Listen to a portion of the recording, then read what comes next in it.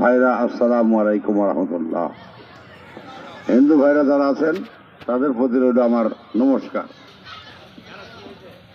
এতক্ষণ ধরে চেয়ারম্যান সাহেব আপনাদের কাছে অনেক মূল্যবান কথা বললেন।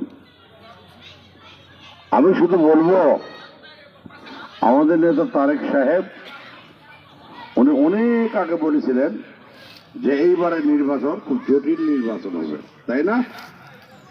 খুব জটিল নির্বাচন। সাধারণ মানুষ কিন্তু মুখ খুলতেছে না। কারণ কি? কোনো আতঙ্ক কাজ করতেছে না কি ব্যাপার আমি এটা বুঝতেছি না। এখনো অনেক লোক তারা কিন্তু মুখ খুলতেছে না। এই জন্য আমার অনুরোধ, আপনারা তাদের বাড়ি বাড়ি গিয়ে যদি কোনো ভীতি থাকে এটা ভাঙাই দিতে হবে, দিয়ে তাদেরকে আমাদের কাতারে নিয়ে আসতে হবে। এখানে একটা উল্লেখযোগ্য ব্যাপার, হিন্দু এবং আদিবাসীরা আমাদের সাথে আছে। এদেরকে শেষ পর্যন্ত কিন্তু জামাত ইসলাম হুমকি দিবে।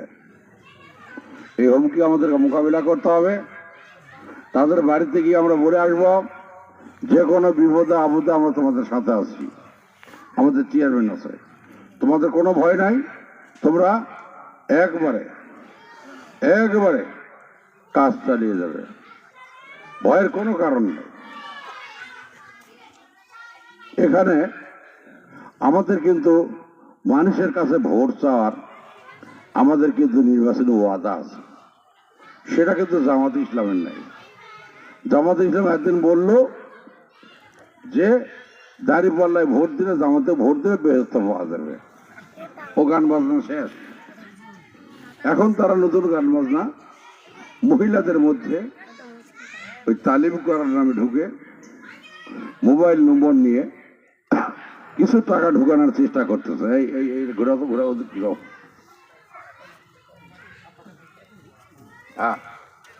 কিছু টাকা ঢুকানোর চেষ্টা করতেছে। এখন শুনতে পাচ্ছেন তো? এরা শেষ পর্যন্ত কিন্তু টাকা ঢুকাবেই, চেষ্টা করবে। আর আমাদের কাজ হলো মহিলা টিম নামাই দিয়ে এটাকে প্রতিহত করা। পারা যাবে না? যাবে যদি আপনারা চেষ্টা করেন। ওদের কিন্তু কোনো পুঁজি নাই, ওদের পুঁজি হলো সৎ লোকের শাসন চাই। আমি বলবো, আমাদের নেতা শহীদ রাষ্ট্রপতি জিয়াউর রহমান সৎ লোক ছিলেন না অসৎ লোক ছিলেন? সৎ লোক। আমরা সৎ লোকের দল করি। আমাদের নেত্রী বেগম খালেদা জিয়া মারা গেছেন, আল্লাহ বেহেশতে নসিব করেন, উনি সৎ লোক, তার দল করে আসছি। দুটা সৎ লোকের সন্তান তারেক রহমান, এটাও সৎ। আমরা তো কথা বলতে পারবো, জামাতের সৎ লোক কোন জায়গাতে একটু দেখাক। আর আমাদের সৎ লোক থেকে জল জ্যান্ত আছে। আজকে এই সৎ লোকের শাসন দিয়ে গল্প গুজব করে তারা পার হচ্ছে। চেয়ারম্যান বলল আমাদের 8 দফার ইশতেহার আছে, মানে আমরা নির্বাচন করতেছি, আমাদের 8 দফা ইশতেহার মানে অঙ্গীকার। আমরা বিএনপি ক্ষমতায় গেলে সাধারণ মানুষের জন্য আমরা কি কি করব সব কিছু ওটার মধ্যে লেখা আছে। পাননি কাগজ পাই তাহলে কাজে লাগাননি কেন? এটা হচ্ছে অসুবিধা। এটাকে কাজে লাগাতে হবে। ভোটের এখনো সময় আছে। এটা যদি এলাকা ভাগ করে কাজে লাগান, আমি আশাবাদী এই কৃষ্ণপুর ইউনিয়নে বিভ্রান্তি ছড়াচ্ছে কয়েকজন। এই কয়েকজন ছাড়া 100% ভোট আমরা পাবো যদি আমরা মেহনত করি। মহিলাদের জন্য সুন্দর আমাদের একটা কথা আছে, সেটা হলো কি, মহিলার জন্য ফ্যামিলি কার্ড দেওয়া হয়নি আপনাদেরকে, জানেন না? এটা মহিলাদের কাছে পৌঁছাতে হবে, মহিলাদের কাছে পৌঁছাতে হবে যে আমরা যদি বিএনপি ক্ষমতায় যাই, আপনাদের জন্য বা তোমাদের জন্য আমরা প্রত্যেক মাসে 2,500 করে টাকা দেব। মহিলাদের সাশ্রয়ী হবে, মহিলারা সচ্ছল হবে। পুরুষ ভাইদের জন্য আমাদের কৃষক কার্ড আছে। এই কৃষক কার্ড দিয়ে পুরুষ ভাইদের অনেক উপকার, 12 পদের উপকার হবে। দুই এক মতের না। এই কৃষক কার্ড দিয়ে প্রথমে যেটা আমাদের ভোগান্তি হয় সেটা হলো সার পাওয়া নিয়ে। এই কৃষক কার্ড যদি থাকে সরাসরি সার পাওয়া যাবে ন্যায্য বলে সরকারি খরচে। তারপর এই কৃষক কার্ড যদি থাকে ব্যাংক লোন সুলভে সহজ শর্তে পাওয়া যাবে কাগজ ছাড়া। আমাদের নেত্রী বেগম খালেদা জিয়া যখন সরকারে ছিল 5,000 টাকা কৃষি ঋণ সুদে আসলে মাফ করেছিল কিনা? করেছিল। আমাদের নেতা তারেক সাহেব সেদিন নওগাঁতে বলে গেছে আমরা বিএনপি ক্ষমতায় গেলে আমরা 10,000 টাকা কৃষি ঋণ সুদে আসলে মাফ করে দেব। তারপরে স্বাস্থ্য, এই এলাকার গ্রামের প্রত্যন্ত অঞ্চল লোক স্বাস্থ্য শিক্ষা পায়, স্বাস্থ্য সুবিধা পায় না, কোনো স্বাস্থ্য সুবিধা পায় না। আমাদের পরিকল্পনা আছে একবারে একসাথে একযোগে 1 লক্ষ মহিলাকে উচ্চতর প্রশিক্ষণ দিয়ে তাদেরকে এই স্বাস্থ্য সেবার ডাক্তার নিয়োগ দেওয়া হবে। এটা ভালো দিক না খারাপ দিক? এটা গ্রামে চিকিৎসা করবে। আমাদের লোককে বলবেন, সাধারণ মানুষকে আপনারা বলবেন তোমার দায়িত্ব খালি ওই চিকিৎসা কেন্দ্রে ওই রুগীটাকে পৌঁছানো, বাকি দায়িত্ব সরকারের নিয়োজিত যারা কর্মচারী আছে, কর্মকর্তা আছে, তারা ওটা করবে, পালন করবে। যদি এখানে না হয় নিয়ে যাবে পত্নীতলা সদরে, না হলে নওগাঁ। আপনার দায়িত্ব খালি পৌঁছানা, আর বাকি দায়িত্ব কিন্তু সরকারের। আর ওষুধ বড়ি চিকিৎসা যাওয়া আসা খাওয়া দাওয়া সব বহন করবে সরকার। এটা ভালো দিক না খারাপ দিক? ভালো দিক। আওয়ামী লীগের সময় আমাদের অনেক ছেলে পেলে চাকরি পেয়েছিল, বিএনপি করার কারণে থানায় ভেরিফিকেশন এসে তার চাকরিটা না হয়ে গেছে, হয় নাই? আমরা ক্ষমতা গেলে ওই সব ছেলে পেলেদেরকে চিহ্নিত করে প্রথমে তাদের চাকরি নিশ্চিত করব। কথাগুলো মনোযোগ দিয়ে শুনবেন, ভিতরে ঢুকে নেবেন। এই কথাগুলো কিন্তু আপনাদেরকে গ্রামে গ্রামে গিয়ে নেতাকর্মী নিয়ে সাথে নিয়ে একের সাধারণ মানুষের কাছে ছড়িয়ে ছিটিয়ে দিতে হবে। খালি ক্যাম্পে চা খাবেন তাহলে কিন্তু ভোট নেই বাবাজিরা।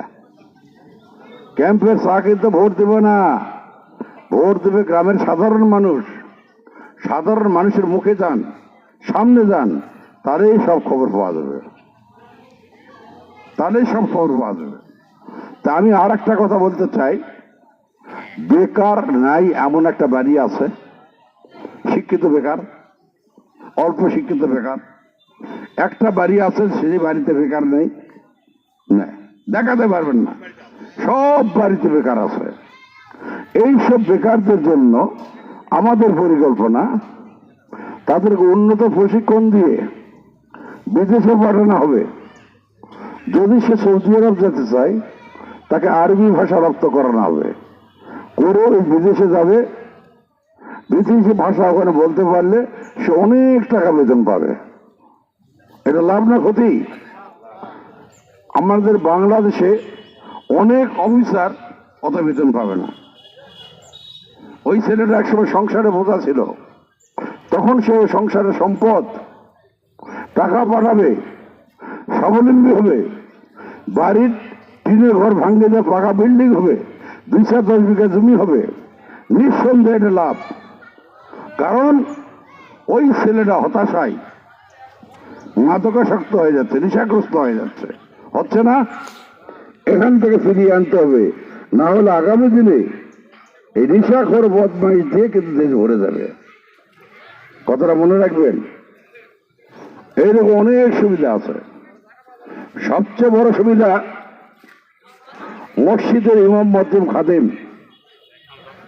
এই যুগে 5,000-6,000 টাকা বেতনে পোষায় দুর্মূল্যের বাজারে?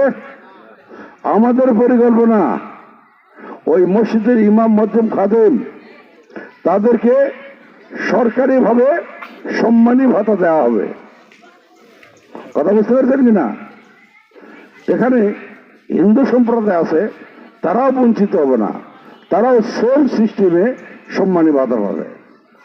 এখানে আদিবাসী যারা আছে তারাও বঞ্চিত হবে না, তারাও সেম সিস্টেমে এই সুবিধা পাবে। তাহলে অসুবিধাটা কোন জায়গা? আমাদের তো অনেক কথা আছে, আমরা মানুষের কাছে বলতে পারবো কিন্তু আমরা বলতেছি না। আর আমরা না বলার কারণে জামাত ট্র্যাক্টরের মতো লাফাচ্ছে।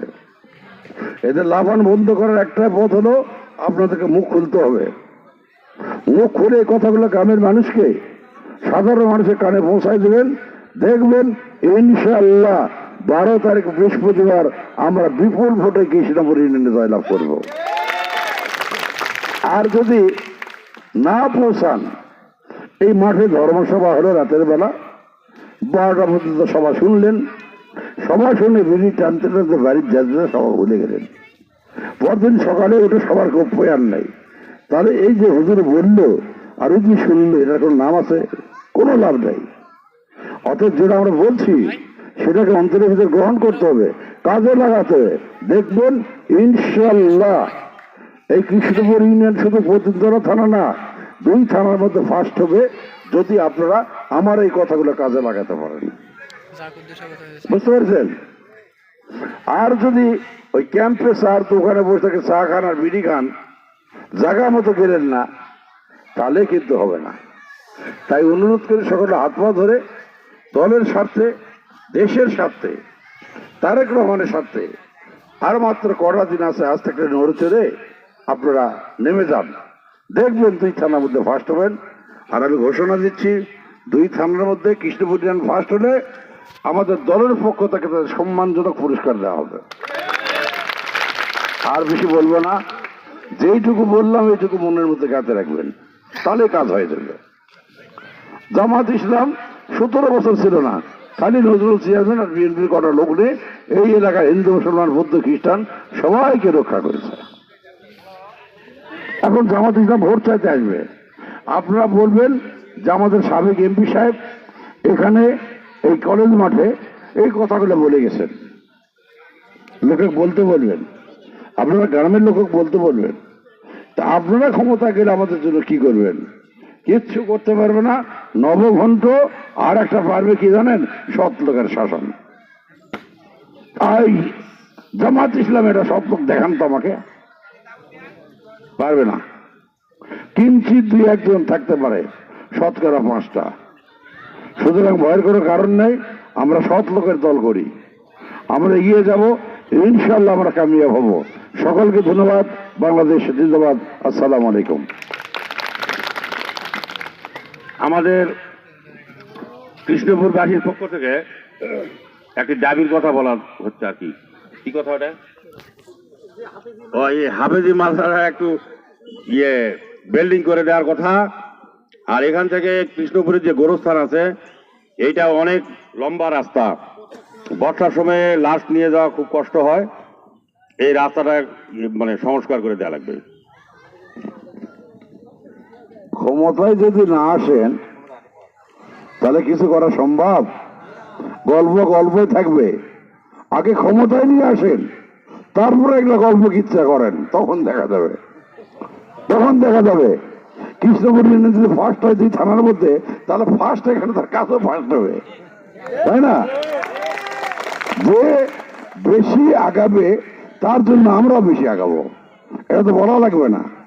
আমরা ঢাকি চেয়ারম্যানকে বলবো তোমাদের এলাকার জন্য কি দরকার, কারণ তোমরা আমাদেরকে ইজ্জত রক্ষা করছো, তোমাদের ইজ্জত রক্ষা করার দায়িত্ব আমাদের, ঠিক কিনা?